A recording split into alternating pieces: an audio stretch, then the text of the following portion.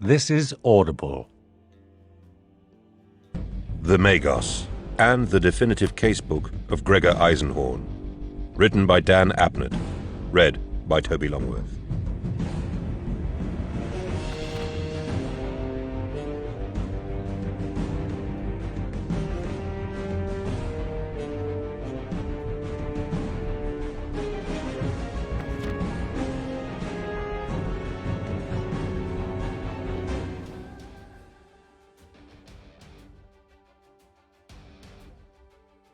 Pestilence. Written by Dan Abnett. Read by Toby Longworth. The archenemy infects this universe. If we do not pause to fight that infection here, within our own selves, what purpose is there in taking our fight to the stars? Apothecary Endgame, from his treatise on imperial medicine. 1.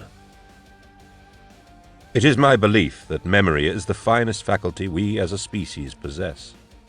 Through the function of memory, we are able to gather, hone, and transmit all manner of knowledge for the benefit of mankind, and the endless glory of our God Emperor, may the golden throne endure forevermore. To forget a mistake is to be defeated a second time, so we are taught in the sermons of Thor.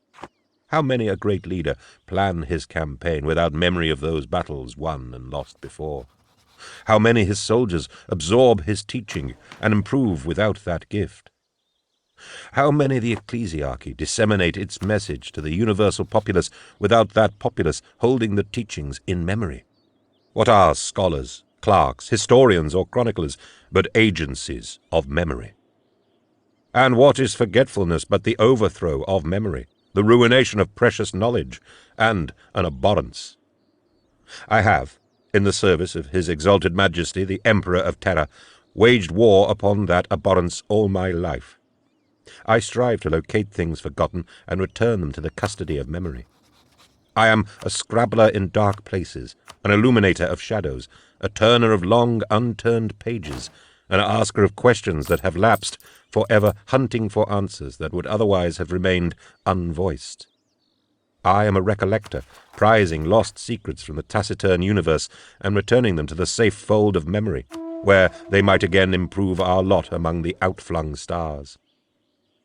My particular discipline is that of materia medica, for human medicine was my original calling. Our understanding of our own vital mechanisms is vast and admirable, but we can never know too much about our own biology and how to protect, repair, and improve it. It is our burden as a species to exist in a galaxy riven by war, and where war goes, so flourish its handservants, injury, and disease. It may be said that as each war front advances, so medical knowledge advances too. And where armies fall back in defeat or are destroyed, so medical knowledge retreats or is forgotten. Such are the lapses I seek to redress. Upon that very purpose, I came to Symbol Iota late in my 48th year, looking for Ebo. To provide context, let me say that this would be the 3rd year of the Geovingian campaign in the Obscura Segmentum, and about 9 sidereal months after the first outbreak of Ulrun's pox among the guard legions stationed on Geovingia itself. Also known colloquially as blood froth, Ulrun's pox was named after the first victim it took, a colour sergeant called Gustav Ulrun of the 15th Mordian, if memory serves me, and I pride myself it does. As a student of imperial history, and materia medica too, you will have Ulrun's pox in your memory. A canker of body and vitality, virulently contagious, it corrupts from within, thickening circulatory fluids and wasting marrow, while embellishing the victim's skin with foul cysts and buboes. The cycle between infection and death is at most 4 days. In the later stages, organs rupture, blood emulsifies and bubbles through the pores of the skin, and the victim becomes violently delusional. Some have even conjectured that by this phase, the soul itself has been corroded away. Death is inescapable in almost every case. It appeared without warning on Genovingia, and within a month the Medicae Regimentalis were recording 20 death notices a day. No drug or procedure could be found that began to even slow its effects. No origin for the infection could be located. Worst of all, despite increasingly vigorous programs of quarantine and cleansing, no method could be found to prevent wholesale contagion. No plague carriers or means of transmission were identifiable. As an individual man weakens and sickens, so the Imperial Guard forces as a whole began to fail and falter as their best were taken by the pestilence. Within 2 months, War Master Rheingold's staff were doubting the continued viability of the entire campaign. By the 3rd month, Ulrun's pox had also broken out, apparently miraculously and spontaneously, given its unknown process of dispersal, on Genovingia Minor, Lorchis, and Adamanaxa Delta. 4 separate centres of infection, right along the leading edge of the Imperial advance through the sector. At that point, the contagion had spread to the civilian population of Genovingia itself, and the Administratum had issued a proclamation of pandemic. It was said the skies above the cities of that mighty world were black with carrion flies, and the stench of biological pollution permeated every last acre of the planet. I had a bureaucratic posting on Lorchis at that time, and became part of the emergency body charged with researching a solution. It was weary work. I personally spent over a week in the archive without seeing daylight, as I oversaw the systematic interrogation of that vast, dusty body of knowledge. It was my friend and colleague, Administrator Medica Leonid Vammel, who first called our attention to Pyrrhide and the torment. It was an admirable piece of work on his part, a feat of study, cross-reference and memory. Vammel always had a good memory. Under the instruction of Senior Administrator Medica Junus Malta, we diverted over 60% of our staff to further research into the records of Pyrrhide, and requests were sent out to other Genovingian worlds to look to their own archives. Vammel and I compiled the accumulating data ourselves, increasingly certain we had shone a light into the right shadow and found a useful truth. Surviving records of the torment incident on Pyrrhide were painfully thin, though consistent. It was, after all, 34 years in the past. Survivors had been few, but we were able to trace 191 possibles who might yet be alive. They were scattered to the 4 cosmic winds. Reviewing our findings, Senior Malta authorized personal recollection, such was the gravity of the situation, and 40 of us, all with rank High Administrator or better, were dispatched immediately. Vammel, rest his soul, was sent to Gandian Saturnalia, and was caught up in a local civil war, and thereafter killed. I do not know if he ever found the man he was looking for. Memory is unkind there. And I was sent to Symbol Iota. 2. Symbol Iota, where it is not covered in oceans that are the most profound mauve in colour, a consequence, so I understand, of algae growth, is a hot, verdant place. Rainforest islands ring the equatorial region in a wide belt. I made fall at Symbolopolis, a flat-topped volcanic outcrop, around whose slopes hive structures cluster like barnacles, and there transferred to a trimaran, which conveyed me, over a period of 5 days, down the length of the local island group to St. Bastian. I cursed the slowness of the craft, though in truth it skated across the mauve seas at better than 30 knots, and on several occasions tried to procure an ornithopter, or air conveyance. But the Symbali are a nautical breed who place no faith in air travel. It was torturous, and I was impatient. It had taken 10 days to cross the Imperium from Lorchis to Symbol Iota aboard a Navy frigate. Now it took half that time again to cross a distance infinitesimally smaller. It was hot, and I spent my time below decks, reading data slates. The sun and sea wind of Symbol burned my skin, used as it was to years of lamp-lit libraries. I took to wearing a wide-brimmed straw hat above my administratus robes whenever I ventured out on deck, a detail my servitor Calibane found relentlessly humorous. On the 5th morning, St. Bastian rose before us out of the violet waters, a pyramidal tower of volcanic flue, dressed in jungle greenery. Even as we crossed the inlet from the trimaran to the shore by electric launch, turquoise seabirds mobbing over our heads, I could see no discernible sign of habitation. The thick coat of forestation came right down to the shore, revealing only a thin line of white beach at its hem. The launch pulled into a cove where an ancient stone jetty jutted out from under the trees like an unfinished bridge. Caliban, his bionic limbs whirring, carried my luggage onto the jetty and then helped me over. I stood there, sweating in my robes, leaning against my staff of office, batting away the beetles that circled in the stifling humidity of the cove. There was no one there to greet me, though I had voxed word of my approach several times en route. I glanced back at the launch pilot, a dour Simbali, but he seemed not to know anything. Caliban shambled down to the shore end of the jetty and called my attention to a copper bell, verdigreed by time and the oceans, that hung from a hook on the end of the pier. "Ring it," I told him, and he did, cautiously, rapping his simian fingers against the metal dome. Then he glanced back at me, nervously, his optical implants clicking under his low brow ridge as they refocused. 2 sisters of the ecclesiarchy shortly appeared, their pure white robes as stiff and starched as the bicorn wimples they wore on their heads. They seemed to regard me with some amusement, and wordlessly ushered me to follow them. I fell in step behind them, and Caliban followed, carrying the luggage. We took a dirt path up through the jungle, which rose sharply and eventually became stepped. Sunlight flickered spears of light through the canopy above, and the steaming air was full of exotic birdsong and the fidget of insects. At a turn in the path, the hospice of St. Bastian Apostate suddenly stood before me. A great stone-built edifice typical of the early imperial naive, its ancient flying buttresses and lower walls were clogged with vines and creepers.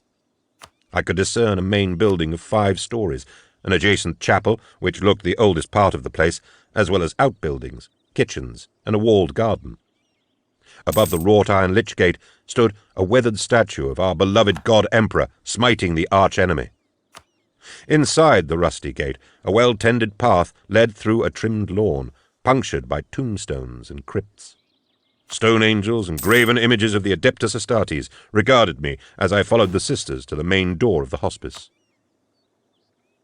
I noticed then, fleetingly, that the windows of the 2 uppermost stories were rigidly barred with iron grills.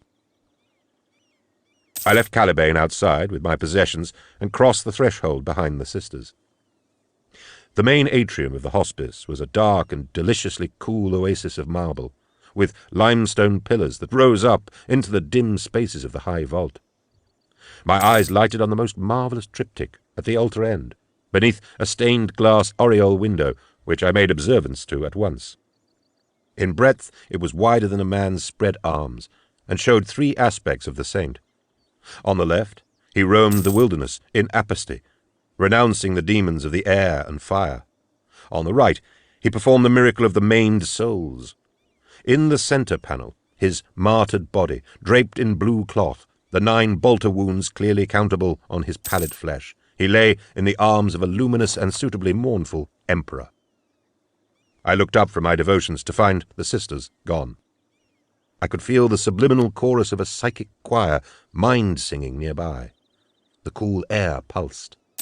A figure stood behind me, tall, sculptural, his starched robes as white as his smooth skin was black. He seemed to regard me with the same amusement that the sisters had shown. I realized I was still wearing my straw hat. I removed it quickly, dropping it onto a pew, and took out the pict slate of introduction Senior Malta had given me before I left Lorches. "I am Baptiste," he said, his voice low and genial. "Welcome to the Saints' Hospice." "Higher Administrator Medica Lemuel Sark," I replied. "My dedicated function is as a recollector, posted lately to Lorches. Genovingia General Group 4577 Decimal, as part of the Campaign Auxiliary Clerical Archive." "Welcome, Lemuel," he said. "A recollector, indeed. We haven't had one of your breed here before." I was uncertain quite what he meant, though in hindsight the detail of his misunderstanding still chills me. I said, "You were expecting me?" "I voxed messages ahead." "We have no voxcaster here at the hospice," Baptiste replied. "What is outside does not concern us. Our work is focused on what is inside. Inside this building, inside ourselves. But do not be alarmed. You are not intruding. We welcome all who come here. We do not need notice of an arrival." I smiled politely at this enigmatic response and tapped my fingers on my staff. I had hoped they would be ready for me, and had everything in place so that I could begin my work immediately. Once again, the leisurely pace of Symbol Iota was weighing me down. I must, Brother Baptiste, proceed with all haste.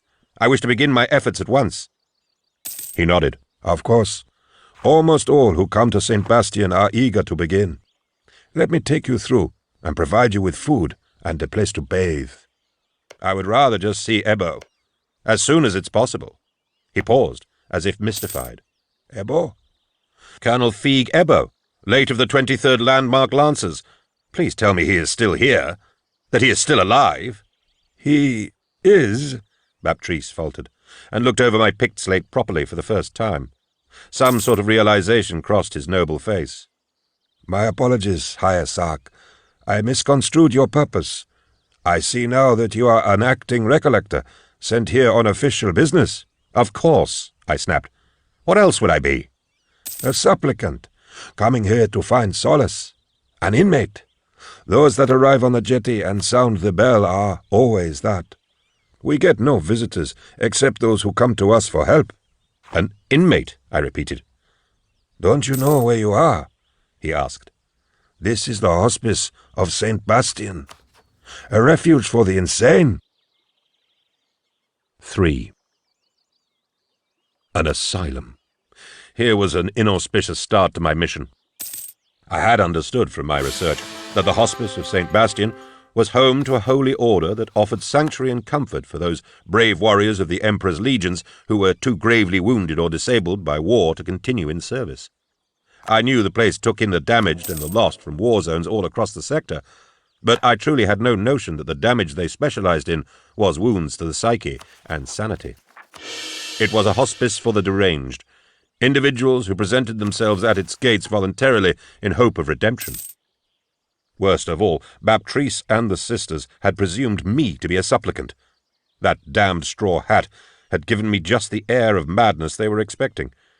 I was lucky not to have been unceremoniously strapped into a harness and placed in isolation. On reflection, I realized I should have known. Bastian, that hallowed saint, was a madman who found sanity in the love of the Emperor, and who later cured, through miracles, the mentally infirm. Baptiste pulled a bell cord, and novitiates appeared. Caliban was escorted inside with my luggage. We were left alone in the atrium as Baptiste went to make preparations. As we waited, a grizzled man with an old tangle of scar tissue where his left arm had been crossed the hall. He was naked save for a weathered, empty ammunition belt strung around his torso. He looked at us dimly, his head nodding slightly. Then he padded on his way and was lost from view. Somewhere, distantly, I could hear sobbing, and an urgent voice repeating something over and over again. Hunched at my side, his knuckles resting on the flagstones, Caliban glanced up at me anxiously, and I put a reassuring hand on his broad, hairy shoulder. Figures appeared around us, haggard, tonsured men in long black ecclesiarch vestments, and more phantom sisters in their ice-white robes and horned cowls. They grouped in the shadows on either side of the atrium and watched us silently. One of the men rehearsed silently from long ribbons of parchment that a boy-child played out for him from a studded casket. Another scribbled in a little chapbook with his quill.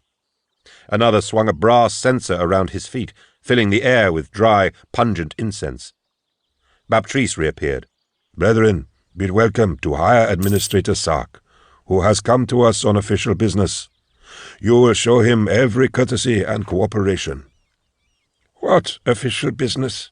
Asked the old priest with the chapbook, looking up with gimlet eyes.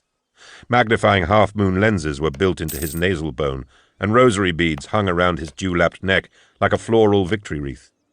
A matter of recollection, I replied. Pertaining to what? He pressed. Brother Jardon is our archivist, Higher Sark. You will forgive his persistence. I nodded to Baptiste and smiled at the elderly Jardon, though no smile was returned. I see we are kindred, Brother Jardon. Both of us devote ourselves to remembrance. He half shrugged. I am here to interview one of your inmates. It may be that he holds within some facts that even now may save the lives of millions in the Genovingian group. Jardon closed his book and gazed at me, as if waiting for more. Senior Malta had charged me to say as little as I could of the pandemic, for news of such a calamity might spread unrest. But I felt I had to give them more. War Master Rheingold is commanding a major military excursion through the Genovingian group. A sickness, which has been named Ulrun's pox, is afflicting his garrisons. Study has shown it may bear comparison with a plague known as the Torment, which wasted Pierides some 3 decades past. One survivor of that epidemic resides here. If he can furnish me with any details of the incident, it may be productive in securing a cure. How bad is it, back on Genovingia? Asked another old priest, the one with the censer. It is contained, I lied. Jardone snorted. Of course it is contained. That is why a higher administrator has come all this way. You ask the most foolish things, Brother Gerode. Another man now spoke. He was older than all, crooked and half-blind, his wrinkled pate dotted with liver spots. A flared ear-trumpet clung to the robes of his left shoulder with delicate mechanical legs. I am concerned that questioning and a change to routine may disturb the serenity of the hospice. I do not want our residents upset in any way. Your comment is noted, Brother Nero, said Baptiste. I'm sure Higher Sark will be discreet. Of course, I assured them. It was late afternoon when Baptiste finally led me upstairs into the heart of the hospice. Caliban followed us, lugging a few boxed items from my luggage. Ghostly, bicorn sisters watched us from every arch and shadow.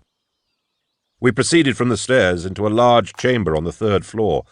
The air was close. Dozens of inmates lurked there, though none glanced at us. Some were clad in dingy, loose-fitting overalls, while others wore ancient fatigues and imperial guard dress. All rank pins, insignia, and patches had been removed, and no one had belts or bootlaces. 2 were intently playing regicide on an old tin board by the window. Another sat on the bare floor planks, rolling dice. Others mumbled to themselves or gazed into the distance blankly. The naked man we had seen in the atrium was crouching in a corner, loading spent shell cases into his ammunition belt. Many of the residents had old war wounds and scars, unsightly and grotesque. Are they safe? I whispered to Baptiste. We allow the most stable freedom to move and use this common area. Of course, their medication is carefully monitored, but all who come here are safe, as all who come here come voluntarily. Some, of course, come here to escape the episodes that have made regular life impractical. None of this reassured me. On the far side of the chamber, we entered a long corridor, flanked by cell rooms. Some doors were shut, bolted from outside. Some had cage bars locked over them. All had sliding spy slits. There was a smell of disinfectant, an ordure. Someone, or something, was knocking quietly and repeatedly against one locked door we passed. From another we heard singing. Some doors were open. I saw 2 novitiates sponge-bathing an ancient man who was strapped to his metal cot with fabric restraints. The old man was weeping piteously.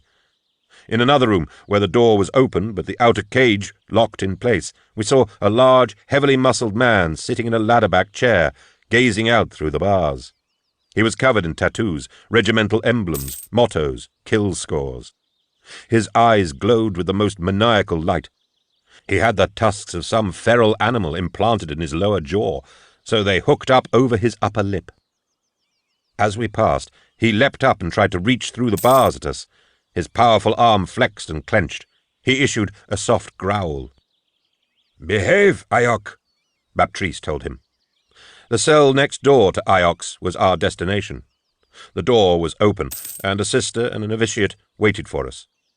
The room beyond them was pitch black. Baptiste spoke for a moment with the novitiate and the sister. He turned to me. "Ebo is reluctant, but the sister has convinced him it is right that he speaks with you. You may not go in. Please sit at the door." The novitiate brought up a stool, and I sat in the doorway, throwing out my robes over my knees. Caliban dutifully opened my boxes and set up the transcribing artificer on its tripod stand. I gazed into the blackness of the room, trying to make out shapes. I could see nothing. Why is it dark in there? Ebo's malady, his mental condition, is exacerbated by light. He demands darkness. Baptiste shrugged. I nodded glumly and cleared my throat. By the grace of the God Emperor of Terra, I come here on his holy work. I identify myself as Lemuel Sark, Higher Administrator Medica, assigned to Lorches Administratum. I glanced over at the artificer. It chattered quietly and extruded the start of a parchment transcription tape that I hoped would soon be long and informative. I seek Feig Ebo, once a colonel with the 23rd Lammock Lancers. Silence. Colonel Ebo? A voice thin as a knife, cold as a corpse, whispered out of the dark room. I am he. What is your business? I leaned forwards. I wish to discuss Pyrrhide with you, the torment you endured. I have nothing to say. I won't remember anything. Come now, Colonel. I'm sure you will if you try. You misunderstand. I didn't say I can't. I said I won't. Deliberately. Just so. I refuse to. I wiped my mouth and realized I was dry-tongued. Why not, Colonel? Pyrrhide is why I'm here. 34 years trying to forget. I don't want to start remembering now. Baptiste looked at me with a slightly helpless gesture. He seemed to be suggesting that it was done, and I should give up.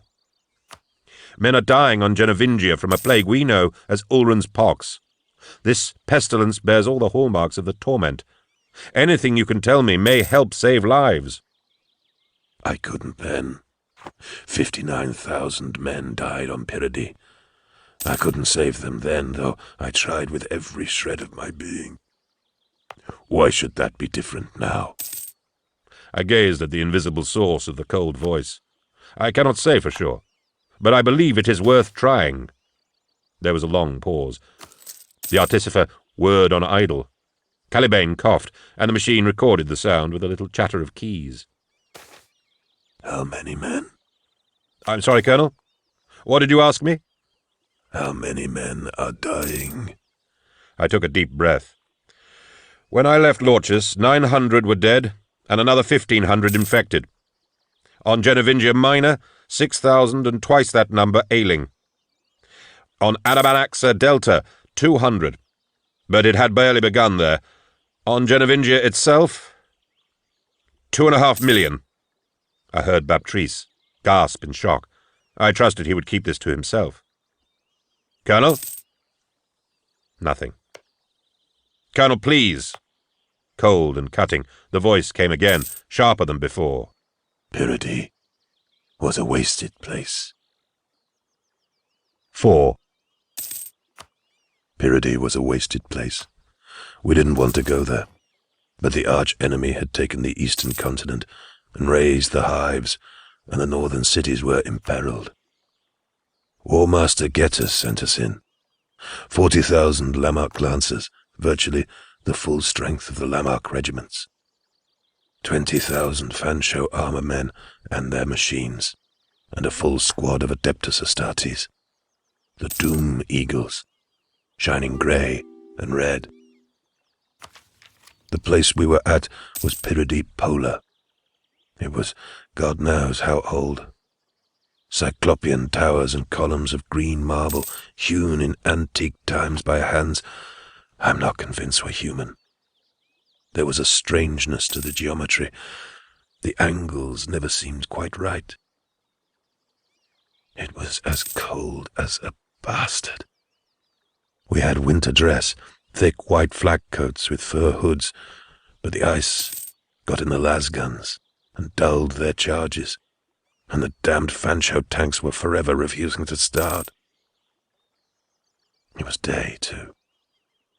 Day all the time. There was no night.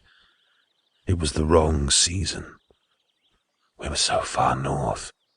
The darkest it got was dusk, where one of the two suns set briefly, and the sky turned flesh pink. Then it would be daylight again.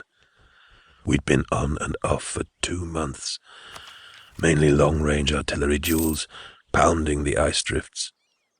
No one could sleep because of the perpetual daylight. I know 2 men, one a Lamakine, I'm not proud to say, who gouged out his eyes. The other was a Fanshawe. Then they came. Black dots on the ice floes, thousands of them, waving banners so obscene they...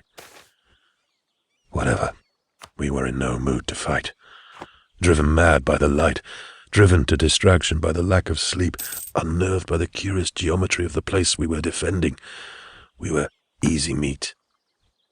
The forces of chaos slaughtered us and pushed us back into the city itself. The civilians, about 2 million strong, were worse than useless. They were pallid, idle things with no drive or appetite. When doom came upon them, they simply gave up.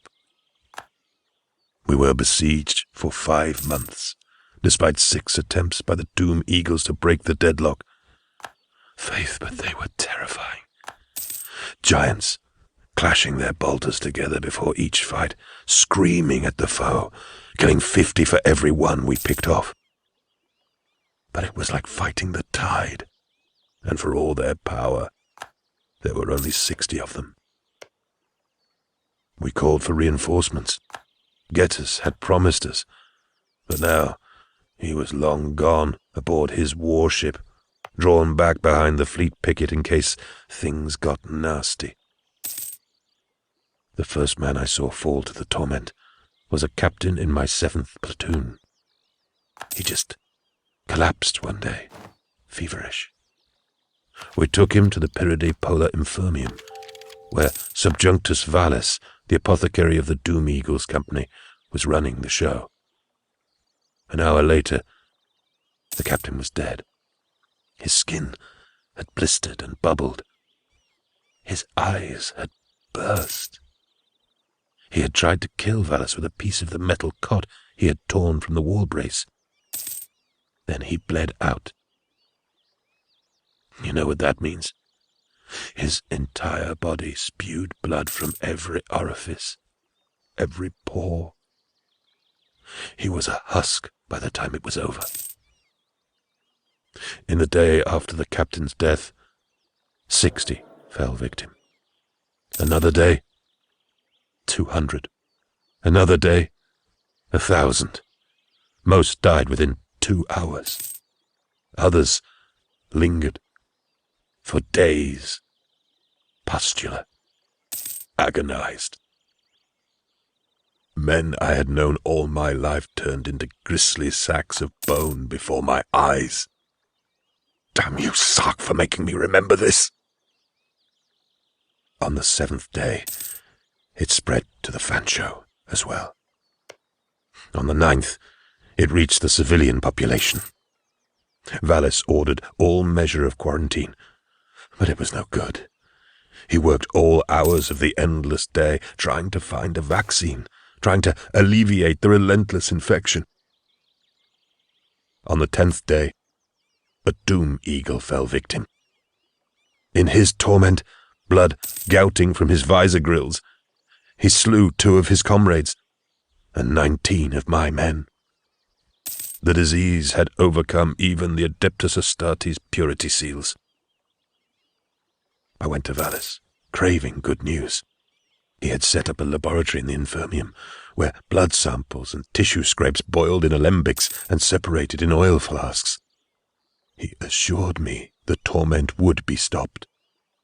He explained how unlikely it was for a pestilence to be transmitted in such a cold clime, where there is no heat to incubate and spread decay. He also believed it would not flourish in light. So he had every stretch of the city wired with lamps, so there would be no darkness. No darkness. In a place where none came naturally, even the shadows of closed rooms were banished. Everything was bright. Perhaps you can see now why I abhor the light and cling to darkness. The stench of blood filth was appalling. Valles did his work, but still we fell. By the 21st day, I'd lost 30% of my force. The Fanshawe were all but gone. 12,000 Perodian citizens were dead or dying. 6 Doom Eagles had succumbed. Here are your facts if you want them. The plague persisted in a climate that should have killed it. It showed no common process of transmission. It brooked no attempt to contain or control it, despite efforts to enforce quarantine and cleanse infected areas with flamers. It was ferociously contagious. Even Space Marine purity seals were no protection. Its victims died in agony. Then, one of the Doom Eagles deciphered the obscene script of one of the Chaos banners displayed outside the walls. It said one word. One filthy word. One damned, abominable word that I have spent my life trying to forget. 5. I craned in at the dark doorway. What word? What word was it, Colonel? With great reluctance, he spoke it. It wasn't a word at all. It was an obscene gurgle, dignified by consonants. The glyph name of the plague demon itself. One of the 97 blasphemies that may not be written down. At its utterance, I fell back off my stool, nausea writhing in my belly and throat. Caliban shrieked, the sister collapsed in a faint, and the novitiate fled. Baptiste took 4 steps back from the doorway, turned, and vomited spectacularly. The temperature in the corridor dropped by 15 degrees. Unsteady, I attempted to straighten my overturned stool and pick up the artificer that the novitiate had knocked over. Where it had recorded the word, I saw the machine's parchment tape had begun to smoulder. Screaming and wailing echoed down the hall from various cells. And then Iok was out. Just next door, he had heard it all, his scarred head pressed to the cage bars. Now that cage door splintered off its mount and crashed to the corridor floor. Berserk, the huge ex-guardsman thrashed out and turned towards us. He was going to kill me, I'm certain, but I was slumped and my legs wouldn't work. Then Caliban, bless his brave heart, flew at him. My devoted servitor rose up on his stunted hind limbs, the bionics augmenting his vast forelimbs, throwing them up in a warning display. From splayed foot to reaching hand, Caliban was 11 feet tall. He peeled back his lips and screeched through bared steel canines. Froth dribbling from his tusked mouth, Iok smashed Caliban aside. My servitor made a considerable dent in the wall. Iok was on me. I swept my staff of office around and thumbed the recessed switch below the head. Electric crackles blasted from the staff's tip. Iok convulsed and fell. Twitching, he lay on the floorboards and evacuated involuntarily. Baptiste was on his feet now. Alarms were ringing, and novitiates were rushing frantically into the corridor with harness jackets and clench poles. I rose and looked back at the dark doorway. "Colonel Ebo!" The door slammed shut. 6. There would be no further interview that afternoon, Brother Baptiste made plain, despite my protests. Novitiates escorted me to a guest chamber on the 2nd floor. It was whitewashed and plain, with a hard wooden bed and small scriptorium table. A leaded window looked out onto the graveyard and the jungles beyond. I felt a great perturbation of spirit, and paced the room as Caliban unpacked my belongings. I had come so close, and had begun to draw the reluctant Ebo out. Now, to be denied the chance to continue when the truly dark secrets were being revealed. I paused by the window. The glaring crimson sun was sinking into the mauve oceans, throwing the thick jungles into black, wild relief. Seabirds reeled over the bay in the dying light. Stars were coming out in the dark blue edges of the sky. Calmer now, I reflected that whatever my internal uproar, the uproar in the place itself was greater. From the window I could hear all manner of screams, wails, shouts, banging doors, thundering footsteps, rattled keys. The word of blasphemy that Ebo had spoken had thrown all the fragile minds in this house of insanity into disarray, like red-hot metal plunged into quenching cold water. Great efforts were being made to quieten the inmates. I sat at the teak scriptorium for a while, reviewing the transcripts, while Caliban dozed on a settle by the door. Ebbo had made particular mention of Subjunctus Valus, the Doom Eagle's apothecary. I looked over copies of the old Pyrrhidi debriefings I had brought with me, but Valus's name only appeared in the muster listings. Had he survived? Only a direct request to the Doom Eagle's chapter house could provide an answer, and that might take months. The Adeptus Astartes are notoriously secretive, sometimes downright blatant in their uncooperative relationship with the Administratum. At best, it might involve a series of formal approaches, delaying tactics, bargaining. Even so, I wanted to alert my brethren on launches to the possible lead. I damned St. Bastian when I remembered the place had no voxcaster. I couldn't even forward a message to the astropathic enclave at Symbolopolis for transmission off-world. A sister brought me supper on a tray. Just as I was finishing, and Caliban was lighting the lamps, Nero and Jardone came to my chamber. "Brothers?"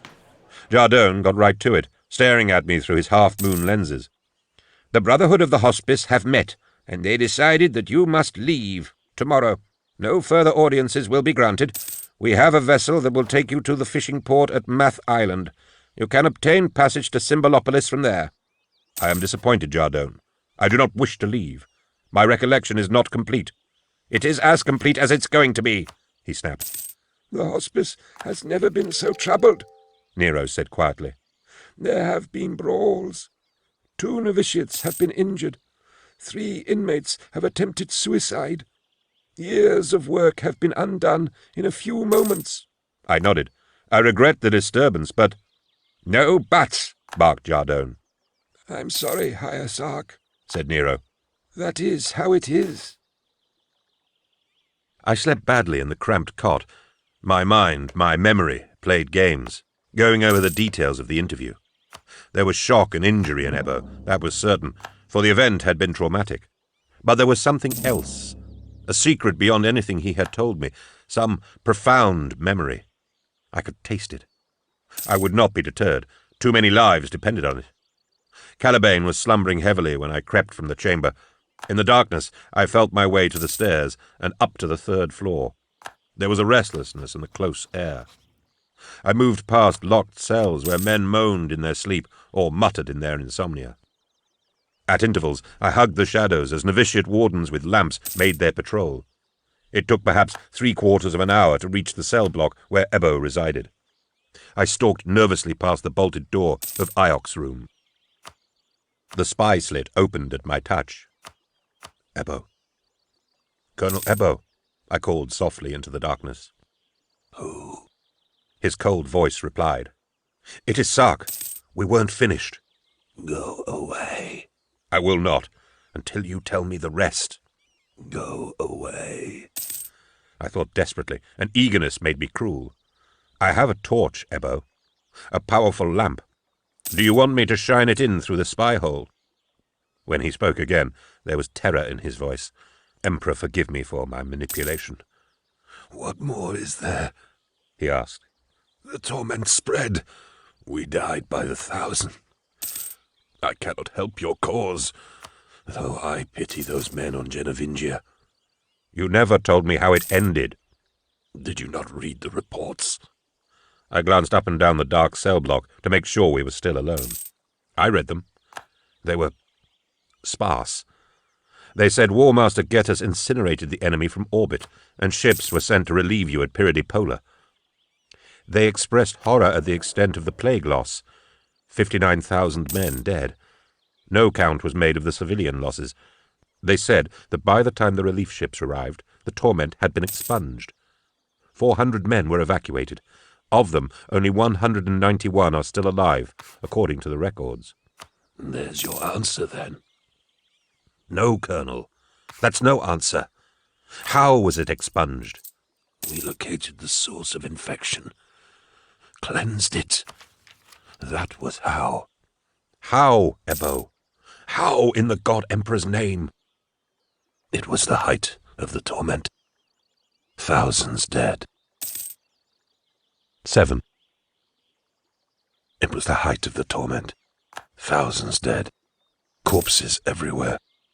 Pus and blood running in those damnably bright holes. I went to Valus again, begging for news. He was in his infirmium, working hard. Another batch of vaccines to try, he told me. The last 6 had failed, and had even seemed to aggravate the contagion.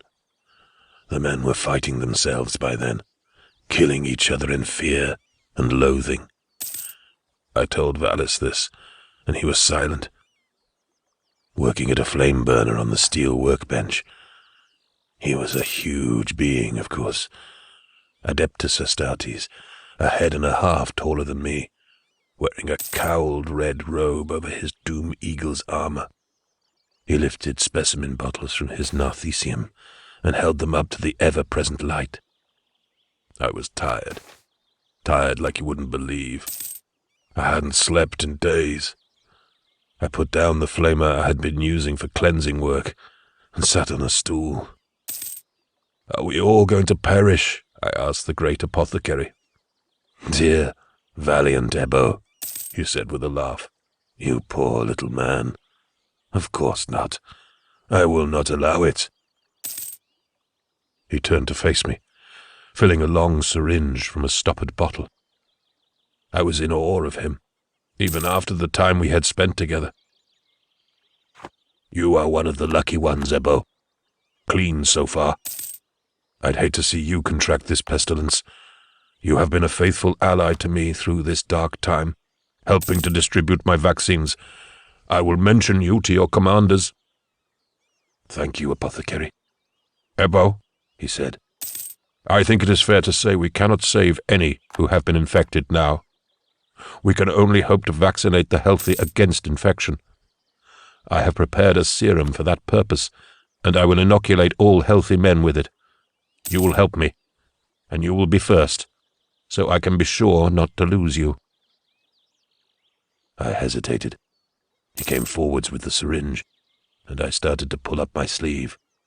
"Open your jacket and tunic. It must go through the stomach wall." I reached for my tunic clasps, and saw it. The tiniest thing. Just a tiny, tiny thing. A greenish-yellow blister just below Valis's right ear. 8. Ebo fell silent. The air seemed electrically charged. Inmates in neighboring cells were thrashing, restless, and some were crying out. At any moment, the novitiate wardens would come. "Ebo," I called through the slit. His voice had fallen to a terrified whisper, the whisper of a man who simply cannot bear to put the things haunting his mind into words. "Ebo!" Keys clattered nearby. Lamplight flickered under a hall door. Iok was banging at his cell door and growling. Someone was crying. Someone else was wailing in a made-up language. The air was ripe with the smell of feces, sweat, and agitated fear. "Ebo!" There was no time left. "Ebo, please!" Valis had the torment. He'd had it all along, right from the start. Ebo's voice was strident and anguished. The words came out of the slit as hard and lethal as lasfire. He had spread it. He, through his work, his vaccines, his treatments, he had spread the plague. His mind had been corrupted by it. He didn't know what he was doing. His many, many vaccines had failed because they weren't vaccines. They were new strains of the torment bred in his infirmium. He was the carrier, a malevolent, hungry pestilence clothed in the form of a noble man, killing thousands upon thousands upon thousands. I went cold, colder than I'd ever been before. The idea was monstrous. The torment had been more than a waster of lives. It had been sentient, alive, deliberate, planning and moving through the instrument it had corrupted.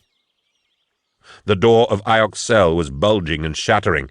Screams welled all around, panic and fear in equal measure. The entire hospice was shaking with unleashed psychoses. Lamps flashed at the end of the block. Novitiates yelled out and ran forward as they saw me.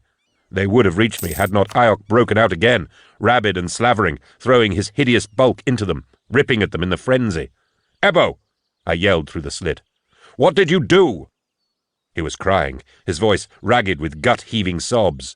I grabbed my flamer Emperor have mercy. I snatched it up, bathed Valis with flame. I killed him. I killed him. I slew the pride of the Doom Eagles. I burned him apart. I expunged the source of the torment. A novitiate flew past me, his throat ripped out by animal tusks. His colleagues were locked in a desperate struggle with Iok. "You burned him." Yes. The flames touched off the chemicals in the infirmium, the sample bottles, the flasks of seething plague water. They exploded. A fireball, oh gods, brighter than the daylight that had never gone away. Brighter than fire everywhere. Liquid fire. Flames around me. All around. Oh! Oh! Bright flashes filled the hall, the loud discharge of a las weapon. I stepped back from Ebo's cell door, shaking. Iok lay dead amid the mangled corpses of 3 novitiates. Several others, wounded, whimpered on the floor. Brother Jardone, a las pistol in his bony hand, pushed through the orderlies and ecclesiarchs gathering in the hall and pointed the weapon at me. "I should kill you for this, Sark. How dare you?" Baptiste stepped forwards and took the gun from Jardone. Nero gazed at me in weary disappointment. "See to Ebo," Baptiste told the sisters nearby. They unlocked the cell door and went in. "You will leave tomorrow, Sark," Baptiste said. "I will file a complaint to your superiors." "Do so," I said. "I never wanted this, but I had to reach the truth. It may be, from what Ebo has told me, that a way to fight Ulrun's pox is in our reach." "I hope so," said Baptiste, gazing bitterly at the carnage in the hall. "It has cost enough." The novitiates were escorting me back to my room when the sisters brought Ebo out. The ordeal of recollection had killed him. I will never forgive myself for that, no matter how many lives on Genevingia we saved. And I will never forget the sight of him, revealed at last in the light. 9. I left the next day by launch with Caliban. No one from the hospice saw me off or even spoke to me. From Math Island, I transmitted my report to Symbolopolis, and from there, astropathically, it lanced through the warp to Lorches. Was Ulrun's pox expunged? Yes, eventually. My work assisted in that. The blood froth was like the torment, engineered by the arch-enemy, just as sentient. 52 medical officers, sources just like Valis, were executed and incinerated. I forget how many we lost altogether in the Genevingia group. I forget a lot these days. My memory is not what it was, and I am thankful for that, at times. I never forgot Ebo. I never forgot his corpse, wheeled out by the sisters. He had been caught in the infirmium flames on Piridipola. Limbless, wizened like a seed case, he hung in a suspensor chair, kept alive by intravenous drains and sterile sprays, a ragged, revolting remnant of a man. He had no eyes. I remember that most clearly of all. The flames had scorched them out. He had no eyes, and yet he was terrified of the light. I still believe that memory is the finest faculty we as a species own. But, by the Golden Throne, there are things I wish I could never remember again. That was Pestilence, written by Dan Abnett, read by Toby Longworth. Master Imus's Transgression, written by Dan Abnett, read by Toby Longworth. "I suppose," he sniffed, "you get a lot of cases like mine." The officer did not reply. In the 10 minutes since Master Imus had been received, the officer had made very few remarks, except to announce his credentials and ask a few general questions. Master Imus had presented himself, of his own volition, at the portico of the dark, unfriendly building late that afternoon. He had been invited to wait in an anteroom off the inner yard. The anteroom was cold and forlorn. The fretful fingers of individuals previously invited to wait there had marked the white plaster with a greasy patina, and pacing feet had worn the wooden floor. There were no windows, but light poked in through a trio of dingy filters. From outside, far away, Master Imus could hear the street noises of workers flooding home to their habs and their evening meals. Master Imus sat in one of the old wooden chairs provided. A clerk attended him first. The clerk led Master Imus through to a side office panelled in dark wood and sat him at a small desk. The clerk was hunched over with the weight of the stenogram built into his chest. He sat on a stool, handed Master Imus a form, and told him to read out the questions printed on it and answer them in his own words. As Master Imus spoke, haltingly at first, the clerk's bird-foot hands pecked the keys of the stenogram and recorded his comments. The stenogram clattered like an adding machine, a sound that made Master Imus feel exceptionally sad. When the form was completed, the clerk left the office and was replaced, after a few minutes, by a second clerk. The second clerk led Master Imus into a chamber that smelled of machine heat and was cluttered with banks of whirring cogitators. The second clerk examined Master Imus's papers and copied them on one of the cogitators. Several versions of Master Imus's biographical particulars flashed up on the multiple screens for a moment, and then faded into a dull green glow. This slow, silent dissolution of all he was seemed unpleasantly symbolic to Master Imus. He was taken back to the anteroom and left alone again. The daylight was ebbing. A small lamp had been lit in his absence. Master Imus waited for 20 minutes, and then the officer arrived.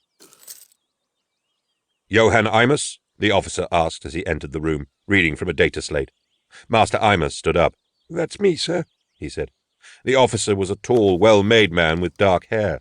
He was dressed, and this came as no surprise to Johann Imus, in black clothes and a black leather coat. The officer looked Master Imus up and down with unforthcoming eyes, and announced his credentials with a cursory wave of his rosette. "You have been received for inspection. Follow me, please," he said. Master Imus followed him obediently. He followed him across the twilit yard, in through an archway, and up an endless flight of varnished stairs. The officer opened a door and ushered Master Imus into a small room. The room had a large ornamental fireplace that looked as if it had not seen a fire in centuries. A gilt clock ticked on the mantel. There was a rug on the wooden floor, and 2 plain chairs on either side of a desk. An armchair stood in one corner, a comfortable and friendly item of furniture that Master Imus never got to sit in. They took their seats on either side of the desk. "What is the nature of the crime you are confessing?" the officer asked, after studying the data slate for a few minutes. "Not a crime as such," Master Imus replied hastily. "No?" "A transgression. Yes, a transgression. That is a better word altogether." "The nature of the transgression, then?" "I have already explained this," Master Imus offered, "to the clerk." The officer scrolled back through the slate's files. "Have you borne false witness to this statement as I read it?" "No, sir." "Were you coerced, invited, or urged to make this report?" "No, sir," Master Imus said. "I have come here of my own volition. I said as much." "That is noted here strenuously. You made that point several times during the preliminary examinations." "I simply wanted it to be clear," said Master Imus. "I was persuaded to come here by my own conscience, nothing else." The officer was silent for a moment. "You say you have been suborned by the ruinous powers, drawn into their evil, and set upon an unholy task?" Master Imus nodded. "I suppose," he sniffed. "you get a lot of cases like mine."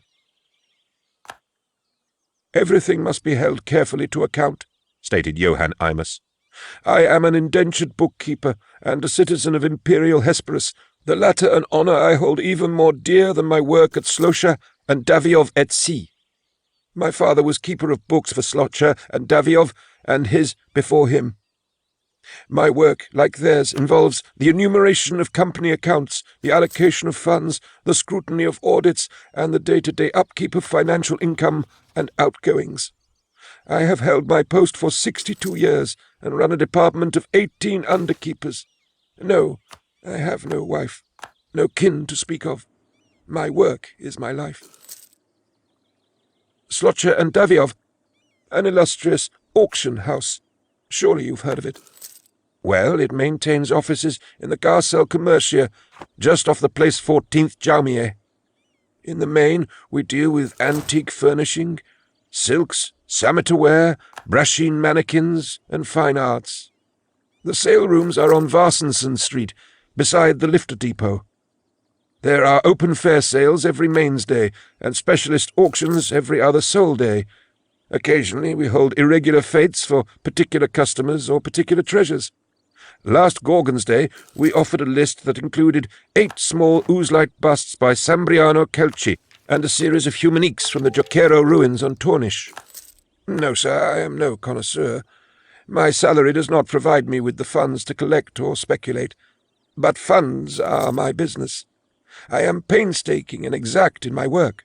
I would never wish to cause Master Slosha or Master Daviov professional embarrassment by misplacing a decimal point or wrongly adding a column of figures. This is why I have come. I do not make mistakes. Ah, well, now you ask, we come to the meat of it, I suppose. Last Solday I set out to review the quarterly accounts. The year-end looms, and the imperial tithe statements must be returned correctly. I found an error. Well, not an error so much as an aberration. Something that could not be accounted for. It was an idle annoyance at first, but the more I studied the pages of the ledger, the more peculiar it became. There was a void, you see. A void, a gap or empty place in the flow of the accounts that defied explanation. It was as if a page or two were missing from my ledger. No, not at all. This was the master ledger. Only I had access to it. Sir, you belittle my craft with such a question. I keep books, and I have kept books my whole life. I am a creature of accuracy. It was not simply a matter of a creeping error, a stray subtotal. There were figures missing. Simply missing. And yet, a page or two on, the books balanced, seamlessly, as if there had been no hole. This is what I mean by the word void. Numbers are my language, my life. I know when they are lying. There was a void in the accounts, and the more I struggled to identify it, the more the figures hid it from me. It was as if they were closing ranks to conceal the truth. Why have I come to you with a bookkeeping error? Sir, again you mock me. It was no error. I reviewed and recalculated. I redid the accounts 8 times. As I added to this column and subtracted from that, the numbers began to betray me. They became numbers that I did not understand. Sir, I believe I have calculated something that should not be. I believe I have found the number of ruin. He regarded Master Johann Imus for a moment. Such a small man, shriveled by age, his sparrow bones lost in heavy robes that had evidently been cut to fit his father or his grandfather. The gilt clock ticked on the mantel. Its face had no hands, a simple ordo trick. The constant measured ticking was all that mattered. Tock, tock, tock, flicking time away without a trace of its passage on the enamelled face. Guilt got them all in the end. Imus possessed a small, neat face with a wide, slit mouth that might have revealed a toothy grin had the circumstances been different. His hair was straggly and white, and he wore half-moon eyeglasses. His knuckles bulged with arthritis. "The number of ruin?" asked the officer. Imus nodded. That is my transgression. Will it be painless? Will what be painless? Imus struggled. My punishment. I presume, well, censure is inadequate. Will it be burning? Poison? The officer had been making notes in a small copybook. He dipped his pen into the desk's power well. "Do you believe you have committed a crime, sir?" he asked. No, not at all. But I believe I have become a crime. I am a criminal thing. I see. Master Imus sat forwards and adjusted his eyeglasses. I see you are quite a young man, sir. Will this have to go to a superior? My superior? Yes, sir. I imagine something this grave. My master's name is Hapshant. He is indisposed, an old ailment. I hold the rank of interrogator, as I told you. I can deal with this matter. Oh, good. That's good. Very good. So, how will you proceed? The officer stared at Master Imus. Forgive me, Imus. You don't seem alarmed at all by this process. Alarmed? Imus echoed. Of course I'm alarmed. I'm terrified. I've been terrified of this day all my life. Why? Because it happens to us all, sooner or later, doesn't it? Every day of my working life I have walked to work up Sarum Street and come by this place, so dark and unfriendly. I never pass it without a shudder. It is mortality. It is the face that awaits us all should we cross the line. Do you think it was easy coming here today? No, sir. It has taken me a week to find the confidence. This afternoon, as I raised my hand to rap at the door, my courage almost fled. But I am a true citizen of Imperial Hesperus. I am a true son of the Emperor. It was my duty to report this, no matter what fate awaits me. The officer nodded. The clock ticked. "Tell me what you understand by the number of ruin," said the officer. Master Imus sat back and shrugged. It is an impossible number, an abomination. It is a notation of filthy power. Numbers own power, you see. My father raised me to respect 3 and 7, 13 and the triple sixes, the primes, the constants, but the number of ruin, that is the number of the war, Imus whispered, looking to one side and then the other, as if in fear of being overheard. The officer nodded his head. "So Hapshant has taught me. Can you show me the number? Can you write it down?" Are you mad? "This room is warded and I am armed. Can you show me the number?" Master Imus took a data slate from his robe pocket. It was battered and worn from use. He activated it and entered a series of digits into the display. There are the accounts, he said, pausing before handing the slate over. I have selected the key section. Please be careful. The officer held out his hand. "Show it to me, please, sir." Master Imus hesitated. What did you say your name was, young man? "Eisenhorn," the officer replied. "Interrogator Eisenhorn of the Emperor's Holy Ordos." "Why?" Please be careful with this, Interrogator Eisenhorn. Master Imus handed the old data slate to the officer. The officer looked at the screen with a slight frown. The gilt clock stopped ticking. A strange silence filled the room. The officer began to say, and caught fire. Blue flames, as hot as a burner torch, consumed his skin and roasted the flesh off his bones until nothing remained except dripping, blackened meat and a charred skull wrenched into a rictus by heat-tightened sinews. The data slate dropped onto the desk from a smoking, skeletal hand with a thump. The officer's clothing was untouched. The flames guttered out, and the scorched corpse slumped forward with a crack of dry ligaments. Imus got up and backed away. His eyes were wide. He fought back a terrible desire to urinate. Someone, he murmured. Someone, anyone, help me. He reached the door and tried to open it, but it was locked. He knocked on it gingerly, as if hoping someone on the other side might open it without being put to too much trouble. A hand took his arm. "Please sit down, Master Imus," the officer said.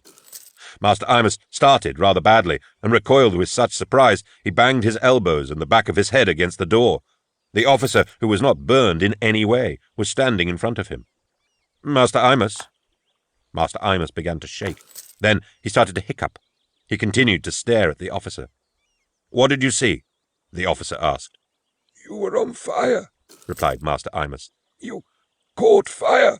The fire burned you until you were dead. "Master Imus?" Johann Imus repeated his previous commentary, this time forcing his voice to actually make some sounds. "Ah," said the officer. "An illusion, that's all. Necessary to the work." Necessary? asked Master Imus. Necessary how? To what work? "To my work." The officer gestured towards the chair Imus had vacated. He paused. His tone became more sympathetic. "I apologize. I have shaken you, haven't I?" Master Imus shrugged and managed a small, dry laugh. Indeed.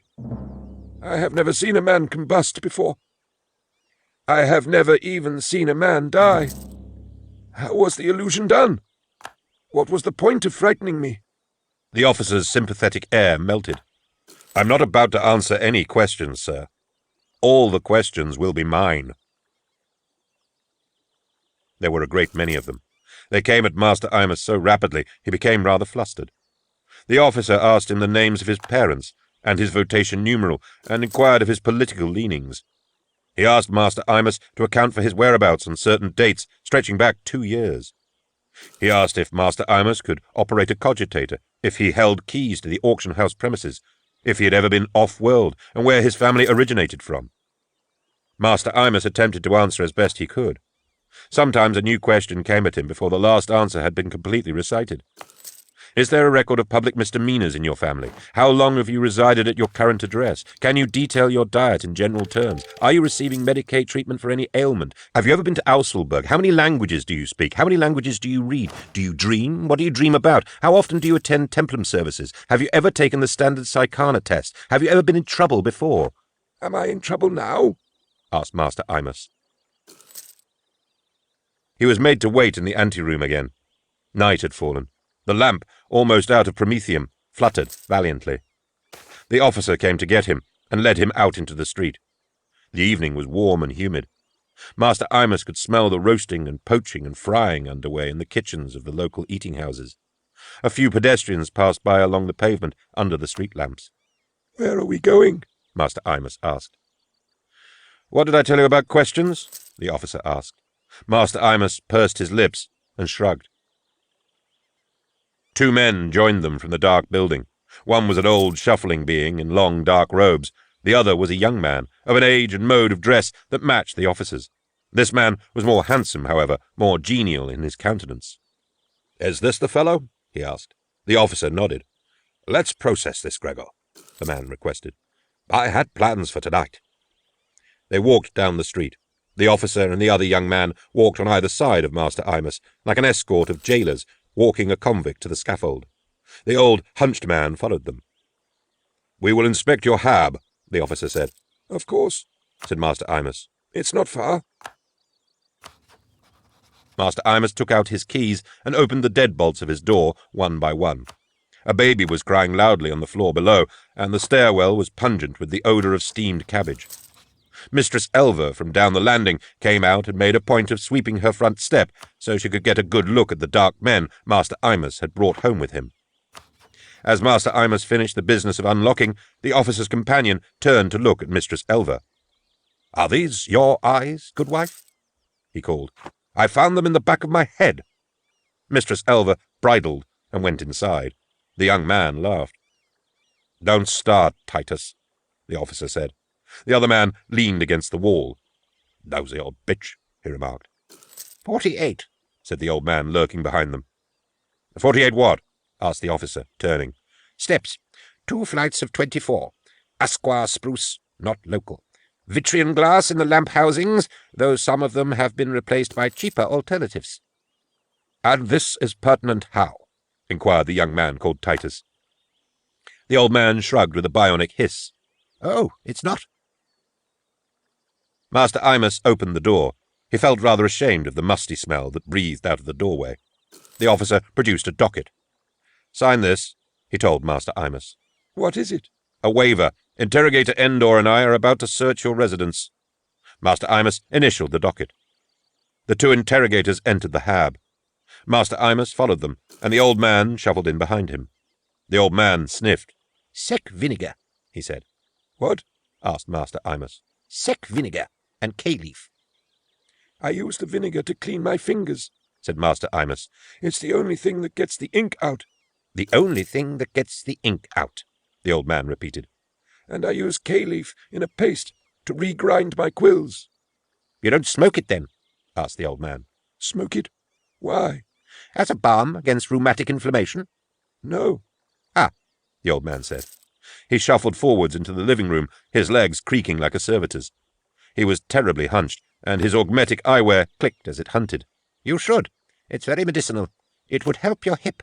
My hip? asked Master Imus. You walk with a slight counter-rotation, 2 centimeters short on each right step. You shuffle, sir. I presume it is rheumatism.